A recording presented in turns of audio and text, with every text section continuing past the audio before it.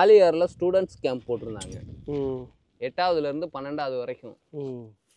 அவங்கெல்லாம் பார்த்தீங்கன்னா அதில் ஸ்போர்ட்ஸ் அத்லெட்டிக்ஸ்லாம் எப்படி இருப்பாங்கன்னா ஒரு 10 ரவுண்டு அந்த கிரவுண்டை சுற்றி வர அளவுக்கு எனர்ஜெட்டிக்காக இருந்தாங்க. நான் என்ன பண்ணேன், இதெல்லாம் எதுக்குண்ணே, நாங்கள் இதை விட சூப்பராக பண்ணுவோனே அப்படின்னு சொல்லிட்டு யோகா பண்ண போதோ இது பண்ண போதோ சொல்லிட்டு இருந்தாங்க. வா நான் செய்கிறத செய்ய, கண்ணை மூடி அமைதியாக அந்த 8, 9, 10, 11, 12ன்னு எல்லாத்தையும் கூப்பிட்டுக்கிட்டேன் ஒரு ஆளை. அதாவது அதில் வந்து கிளாஸில் வந்து பெஸ்ட்டு அத்லெட்டிக்ஸாக ஸ்போர்ட்ஸ் மேனாக இருப்பான்ல, அவங்கள கூப்பிட்டுக்கிட்டேன். ஒருத்தன் உங்களில் போய் கிரவுண்டை ரவுண்ட் அடிச்சுட்டு வரட்டும், அது வரைக்கும் மற்றவங்க கண்ணை அசைக்கக்கூடாது, கண்ணை மூடிட்டா திறந்து பார்க்கக்கூடாது, உடம்பு அசையக்கூடாது, வஜ்ராசனத்தில் மட்டும் உட்காந்துருக்கட்டும்.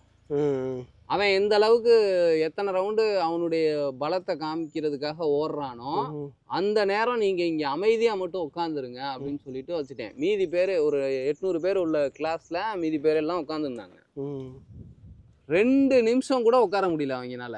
கண்ணை திறந்துட்டாங்க, கால் வலி பெயின் ஆயிடுச்சு, வஜ்ராசனம் உட்கார முடியல, எந்திரிச்சிட்டாங்க. ஆனால் நம்மளால முடியாது, நான் வேணா ஓடுறேன்ட்டு. அப்போ என்னன்னா அலையக்கூடிய தன்மைக்கும் ஓடக்கூடிய தன்மைக்கும் உடலும் மனமும் ஒத்துழைப்பு கொடுக்கக்கூடிய நிலை அப்படின்றது மாணவர்கள் மத்தியில் இருக்கு. பட் அமைதியா நிதானமா ஒரு விஷயத்த கையாளக்கூடிய தன்மை, அவனுடைய உடல் மனம் அப்படின்ற ஒன்னையே அவனால அமைதியா வச்சு கையாள முடியல.